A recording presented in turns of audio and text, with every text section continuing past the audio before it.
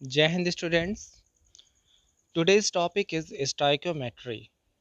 It's new term for you. आपने पहले इसका नाम नहीं सुना है। तो स्टोइकियोमेट्री क्या होता है? तो सबसे पहले इसे समझने के लिए स्टोइकियोमेट्री टर्म का मतलब क्या है। Stoichion means element and metron means measure. It means stoichiometry is related with element measurement. Okay, element को मेज़र करना यानी मेज़र करेंगे। जैसे आप इक्वेशन को बैलेंस करते थे, 10th क्लास में आपने पढ़ा था कि हम इक्वेशन को कैसे बैलेंस करते हैं। इक्वेशन को बैलेंस करने के लिए आप क्या करते थे, रिएक्टेंट एंड प्रोडक्ट साइड में जो भी मॉलिक्यूल्स हैं उनमें एलिमेंट्स को इक्वल करने को हम इक्वेशन बैलेंस कहते हैं। ये आपने किया था। अब आपको यहाँ देखना है कि यहाँ पर जो इक्वेशन है वो क्या है, CH4। CH4 means methane. Methane के लिए आप जानते हैं या एक ऑर्गेनिक सब्सटेंस है। ऑर्गेनिक सब्सटेंस की बर्निंग रिएक्शन या कंबशन रिएक्शन, जिसे हम ऑक्सीडेशन भी बोल सकते हैं क्योंकि इसकी रिएक्शन हो रही है ऑक्सीजन से।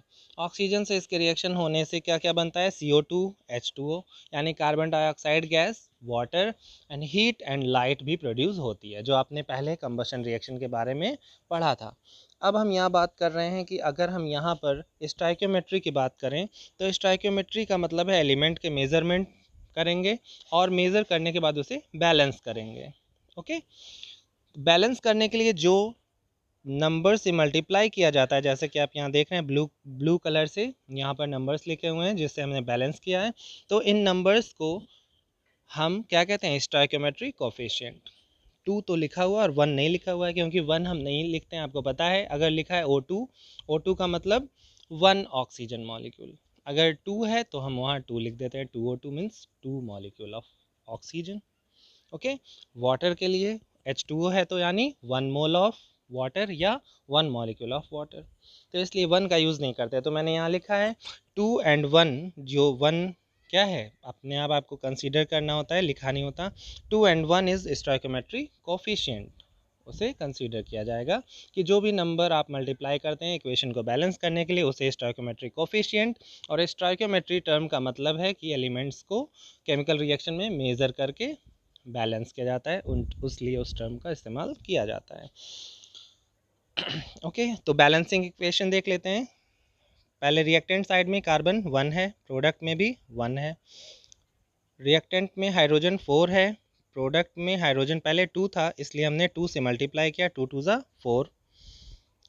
अब इधर भी 4 हो गया, इधर भी 4 हो गया। ऑक्सीजन 2 1 ज़ा 2 एंड 2 ऑक्सीजन यहाँ है कार्बन डाइऑक्साइड में, तो टोटल 4। इसलिए इस ऑक्सीजन को भी हम 2 लिख देते हैं इधर, तो 2 2 ज़ा 4 हो जाता है, बैलेंस हो जाता है। तो यहाँ हमने सिर्फ 2 का यूज़ किया, किसके लिए, ऑक्सीजन के लिए एंड वाटर के लिए, और बाकी सब बैलेंस है। बाकी क्या है, 1 1 है। ओके, सो इस इक्वेशन को लिखने के बाद, बैलेंस करने के बाद आप क्या बोल सकते हैं इसके बारे में। एक चीज़ और देखिए, इस इक्वेशन में क्या ख़ास बात है कि CH4 है गैसियस फॉर्म में, यानी गैस होती है मीथेन। ऑक्सीजन भी गैस है, CO2 भी गैसियस फॉर्म में है, और वाटर भी वेपर जब होगा तो वो गैसियस फॉर्म में होगा। यानी reactant and products all are in same state, gaseous state में है। सो इस इक्वेशन के बारे में हम ये बोल सकते हैं, 1 mole of methane needs 2 mole of oxygen. देखिए, 1 मोल मीथेन को 2 मोल ऑक्सीजन की ज़रूरत पड़ती है जब हम उसका कंबशन कराते हैं। ओके, टू प्रोड्यूस, उससे क्या बनता है, 1 mole of carbon dioxide, 1 CO2 बना, and 2 mole of water, 2 moles of water भी प्रोड्यूस हो रहा है। इस इक्वेशन से हमें ये इन्फॉर्मेशन मिली। अब जब आप बात करेंगे मोल्स की, ठीक है, मोल यहाँ मॉलिक्यूल को ही मोल बोल रहे हैं। जैसे 1 वाटर मॉलिक्यूल बोलते हैं H2O, तो 1 वाटर मॉलिक्यूल का मास क्या होगा, 18। अगर आपको याद हो हाइड्रोजन का मास क्या होता है, 1, तो 2 into 1 for H2O we will write 2 into 1 plus oxygen का 16, तो टोटल 18। तो 18 ग्राम वाटर में कितने मोल्स होंगे, 1 मोल। ओके, जैसे कि आप पढ़ चुके हैं, मैंने आपको बताया था W/M, N is equal to W/M ऐसे बोलते हैं। तो W क्या है, अगर 18 ग्राम वाटर है और उसका मास भी कितना होगा, 18, तो नंबर ऑफ मोल क्या होगा, 1, sorry. Number of mole 1। Okay, अब दूसरी चीज़ आपने और क्या पढ़ी थी, आपने पढ़ा था मोल्स में आपने नंबर ऑफ एटम या मॉलिक्यूल या आयंस को जब कैलकुलेट करते हैं तो हम यूज़ करते हैं एवोगाद्रो नंबर का, Na क्या होता है, एवोगाद्रो नंबर। किसी भी सब्सटेंस के 1 मोल में एवोगाद्रो नंबर के इक्वल एटम, मॉलिक्यूल या आयंस होते हैं। एवोगाद्रो नंबर आपको याद होगा क्या होता है, 6.022 इंटू 10 टू पावर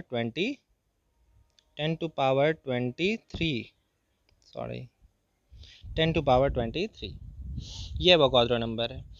फिर जब हम वॉल्यूम की बात करते हैं, यहाँ पर वॉल्यूम की बात करनी है क्योंकि यहाँ हम गैसियस स्टेट में है ये, तो इसके हम वॉल्यूम की बात करेंगे।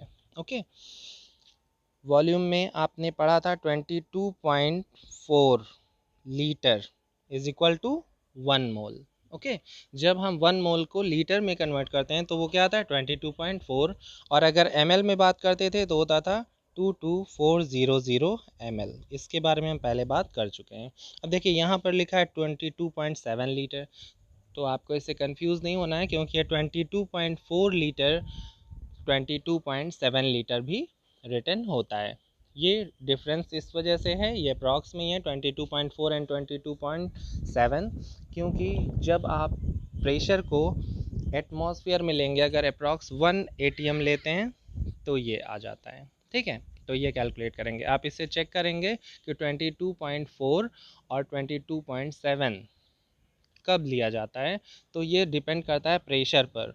ओके, जब हम स्टैंडर्ड टेम्परेचर एंड प्रेशर पर मेज़र करते हैं P V equal to N R T equation से, तो वहाँ पर आपको एक्सप्लेन किया गया है कि अगर हम प्रेशर को अप्रॉक्स में लेते हैं 1, तो फिर वो 22.4 और एक टाइम में 22.7 आता है। ओके, सो बात करते हैं आगे। 22.7 litre of methane requires 4 litre of oxygen, यानी 1 मोल ऑफ मीथेन को कितने ऑक्सीजन की ज़रूरत है, 2 टाइम्स। ओके, डबल, यानी 1 मोल अगर मीथेन है तो ऑक्सीजन का डबल चाहिए उसे, यानी 2 मोल्स चाहिए। 16 gram of methane needs 64 gram of oxygen. अब हम बात करें कि CH4 को अगर हम कैलकुलेट कर रहे हैं, देखिए CH4 का मास कैसे कैलकुलेट करेंगे, कार्बन का मास 12 प्लस 4 इंटू हाइड्रोजन का मास 1, सो इट इज़ 16 ग्राम। ये मीथेन का हो गया। और ऑक्सीजन के लिए अगर हम कैलकुलेट करें, ऑक्सीजन का होता है 16, 2 टाइम्स मीन्स 32, तो ये कितने के लिए, 1 मोल के लिए। अगर हम ऑक्सीजन के 2 मोल करेंगे तो 2 से मल्टीप्लाई हो जाएगा, 2 ऑक्सीजन के लिए हो जाएगा 64 gram. Okay, so it is written 16 gram methane needs 64 gram of oxygen, क्योंकि 1 मोल मीथेन के लिए 2 मोल ऑफ ऑक्सीजन ज़रूरी है, तभी वो कंबशन रिएक्शन होती है कम्प्लीटली। अब देखिए, mass in gram can be converted into volume. अब आपको समझ आ गया कि अगर हम बात करें कि 16 ग्राम मीथेन है और उसे हमें वॉल्यूम में बताना हो तो हम क्या बताते हैं, 22.7 बताया हमने। ठीक है, और यहाँ पर ऑक्सीजन की बात करते हैं तो यहाँ पर डबल किया गया है, यानी 2 मोल, तो यहाँ पर मास होगा 64 और 22.7 इंटू 2 करेंगे, 2 टाइम्स। ओके, तब ये हम इसे वॉल्यूम में ले सकते हैं। मोल्स की बात करें तो वही है, मोल्स यानी 1 mole of methane needs 2 mole of oxygen. Okay, आगे प्रोडक्ट की बात करें तो 1 mole of CO2 and 2 mole of water will produce. Moles के बाद हम इसे नंबर ऑफ़ मॉलिक्यूल्स में भी कन्वर्ट कर सकते हैं। नंबर ऑफ़ मॉलिक्यूल में कैसे कन्वर्ट करते हैं, जो भी नंबर ऑफ़ मोल्स हो उसे हम एवोगाद्रो नंबर से मल्टीप्लाई कर देते हैं। या आप जानते हैं किसी भी सब्सटेंस के 1 मोल में एवोगाद्रो नंबर के equal atoms, molecule and ions होते हैं। ओके, सबको ये हमेशा याद रखना है, ये फार्मूले आपको हमेशा काम आएंगे आगे भी। सो इसको आप हमेशा के लिए याद कर लें कि number of moles, number of molecules या वेट इन ग्राम या वॉल्यूम, इनमें हम कन्वर्ट कर सकते हैं कैलकुलेशन में। Is it clear to everyone, समझ में आ रहा है आपको? ये सारे स्टेप्स आपको फिर से रिपीट करके अपनी कॉपी में लिखना है, समझना है उसे। और फिर अब हम बात करते हैं क्वेश्चंस की। Calculate the amount of water produced by the combustion of 16 gram of methane. Okay, अब हम क्वेश्चंस के लिए फिर से देखते हैं कैसे कैलकुलेट करेंगे। Calculate the amount of water produced by combustion of 16 gram of methane. तो 1 मोल 16 ग्राम का मतलब अभी हमने कैलकुलेट किया कि 16 ग्राम का मतलब है 1 मोल। तो 1 मोल ऑफ मीथेन से कितना वाटर मिल रहा है? 2 मोल। ठीक है, तो ऐसे आप लिखेंगे 1 mole methane will produce 2 mole of water, 2 mole of water. तो 1 मोल मीथेन कितने के इक्वल है? 16 ग्राम के। और वाटर का 1 मोल कितना है? 18, लेकिन यहाँ वाटर कितना मिल रहा है? 2 मोल्स। ठीक है, तो इसे हम 2 से मल्टीप्लाई करेंगे, तो 18 इंटू 2 क्या होगा? 36 ग्राम। तो 16 ग्राम मीथेन से कितना मिलता है? 36 ग्राम ऑफ वाटर प्रोड्यूस होता है। Next question is how many moles of methane are required to produce 22 grams CO2 after combustion? Okay, अब देखिए इसे कैसे कैलकुलेट करना है। यानी मीथेन के कितने मोल चाहिए ताकि CO2 के 22 ग्राम CO2 प्रोड्यूस हो। यानी अब हम पहले CO2 का मास कैलकुलेट करें। कार्बन का मास होता है 12, ऑक्सीजन का मास है 16, 16 इंटू 2 तो 32, ये हो गया 16 इंटू 2 32 एंड 12, टोटल क्या होगा? 44 ग्राम। 32 एंड 12 44, यानी 1 CO2 का मास क्या है? 44 ग्राम। अब देखिए यहाँ क्वेश्चन में पूछा गया है कि अगर आफ्टर कंबशन CO2 कितनी प्रोड्यूस हो? 22, यानी जस्ट हाफ, 22 ग्राम। यानी यहाँ हमें हाफ CO2 के बारे में पता करना है कि अगर 22 ग्राम हाफ CO2 प्रोड्यूस हो तो मीथेन के कितने मोल्स लगेंगे। तो यहाँ हम बात करेंगे अब हाफ CO2 चाहिए, यानी यहाँ 1 मोल CO2 प्रोड्यूस होता है 1 मोल मीथेन से। तो अब हम यहाँ बात कर सकते हैं कि 16 gram methane will produce 44 gram CO2। Is it clear to everyone? 16 gram methane से 44 ग्राम CO2 प्रोड्यूस होता है, और हमें पता करना है कि अगर 22 ग्राम CO2 प्रोड्यूस हो रहा है तो कितना मीथेन लगेगा। यानी कि अगर CO2 हाफ हो रहा है तो इसका भी हाफ हो जाएगा। इट्स सो सिंपल कि अगर 1 मोल से 1 मोल प्रोड्यूस हो रहा था तो हाफ मोल से प्रोड्यूस होगा, तो 16 का हाफ क्या होगा? 8 gram. Is it clear to everyone? समझ में आ रहा है आपको? जब भी ऐसे क्वेश्चन आएंगे देखिए बहुत इजी स्टेप है। ठीक है, ये अगर आपने एक बार सीख लिया, आपको ये सीख लेना है कि कैसे हम इक्वेशन से, किसी भी इक्वेशन से अब आप उसके नंबर ऑफ मॉलिक्यूल्स अगर आप कैलकुलेट कर सकते हैं, उससे number of molecules, number of moles, ठीक है, और वेट यानी ग्राम से भी आप इसके पता कर सकते हैं। ये रिएक्टेंट कितना है, उससे प्रोडक्ट कितना बन रहा है। अब इसमें सबसे इम्पॉर्टेंट स्टेप है कि आपको पहले इक्वेशन को बैलेंस करना है। कोई भी इक्वेशन अगर रिटन है क्वेश्चन में तो इट्स ओके, अदरवाइज आपको इक्वेशन खुद भी लिखना आना चाहिए कि इक्वेशन लिखेंगे, उसे बैलेंस करेंगे, उसके बाद ही हम उसे कैलकुलेट कर सकते हैं।